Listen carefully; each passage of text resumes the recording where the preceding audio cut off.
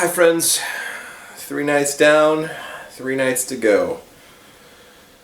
Really wish that were a smaller number after I wish I was more than halfway done. The thing about being halfway done is you're like on the downhill, but also everything that you've already done, you have to do again.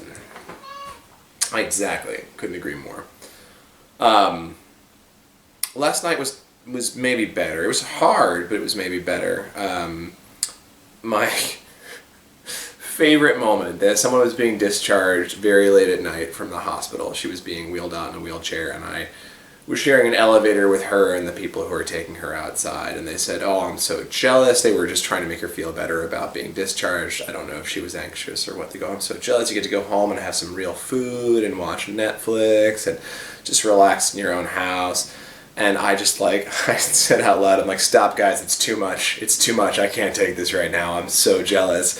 And the woman smiled and laughed and totally lit up and looks at me, this 75-year-old woman who's still on oxygen, and she goes, "Lost my mind. Funniest thing that's ever happened to me." People are awesome.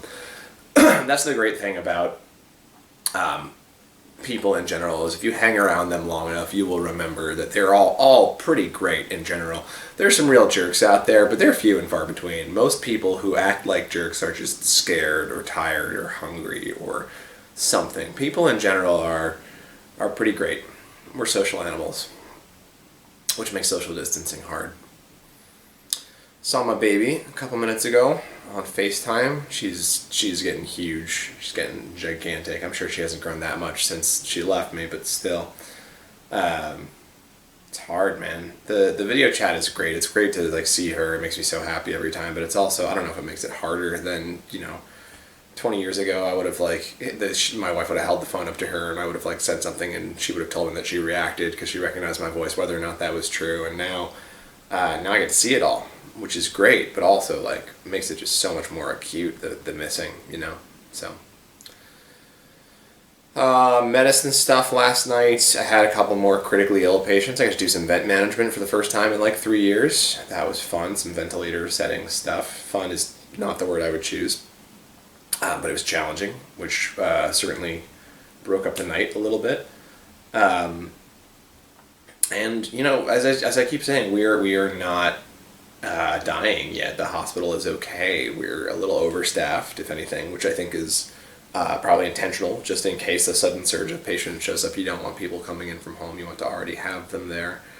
They've turned pretty much every inch of square space of the hospital into a patient care space. So it's floors that were previously, like the ORs, for example, are now an ICU, and basically everything is an ICU for all intents and purposes. So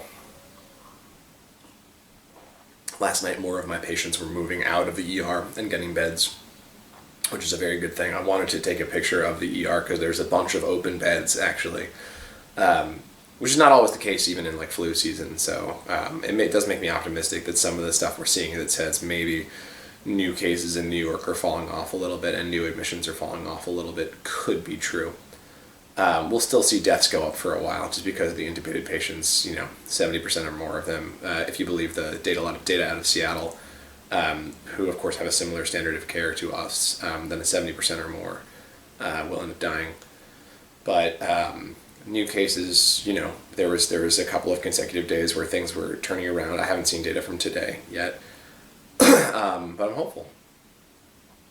So I'm going to go back in. One of my colleagues who is not on nights, is ordering us a huge thing of Korean barbecue, and I'm very excited to eat a lot of that and then go into a horrible food coma around 3 in the morning. But I got a good 7.5 hours of sleep, so I have every possibility of surviving the night without passing out. Tonight, I'm focusing on going in and taking care of awesome humans. It was a really nice moment yesterday when I remembered that I got into this because I like people. Even people who are being jerks are good people on some level deep down, and if you let them show you that, they will. So I'm going to go in, I'm going to do my very best to be there for these people because their families can't be there for them. We're not allowing visitors. And to hopefully make them physically better, and B, make them feel better. As I keep saying, it's nice to be able to do something. So For those of you who are sitting at home wishing you could do something, check out volunteering stuff in your local area. Um, God, I should look up the resource. If you Google like NYC Gov COVID help, there is plenty of volunteering stuff in New York, and I'm sure that is true in any locality you're at. There's, if you're bored in your house, you don't have to be. I'm sure someone can put you to work somewhere. Or like, write that novel, but like not that novel. Like write a better novel than that. Mostly talking to myself here. Thanks, guys. Have a good night.